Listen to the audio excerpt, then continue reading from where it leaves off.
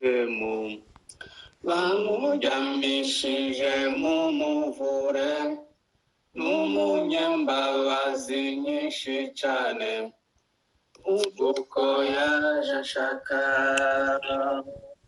umva uko yaje ashaka, umva uko yaje ashaka, n'umunyambabazi nyinshi cyane, umva uko yaje ashaka,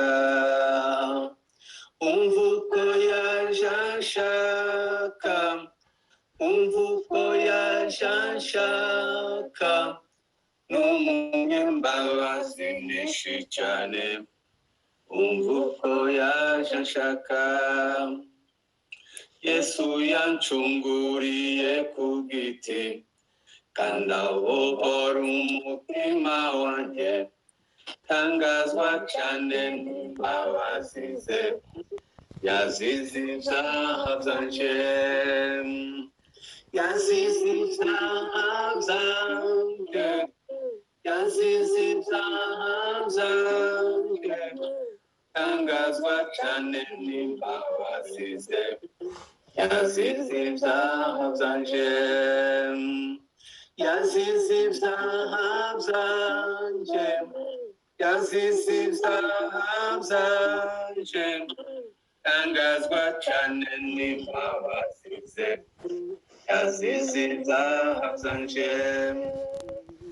Yesu ntahwema gukiza abantu, ntimugasubire mu ngeso mbi, ngo tuzobane nawe mu ijuru. Araduhamagara, araduhamagara, araduhamagara, ngo tuzobane nawe mu ijuru. Araduhamagara, araduhamagara, araduhamagara, ngo tuzobane nawe mu ijuru.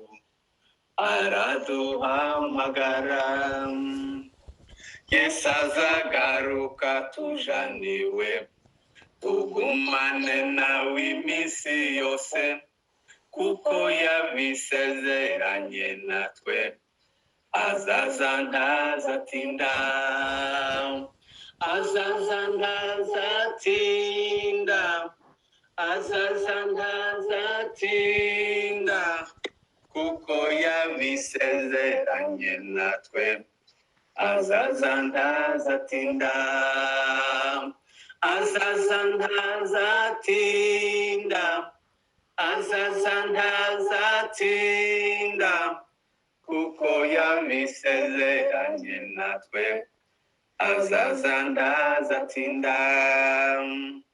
Yesu azagaruka tujaniwe, tugumane nawe iminsi yose, kuko yabisezeranye natwe. Azaza ntazatinda, azaza ntazatinda, azaza ntazatinda, kuko yabisezeranye natwe. Azaza ntazatinda, azaza ntazatinda, azaza ntazatinda, kuko yabisezeranye natwe.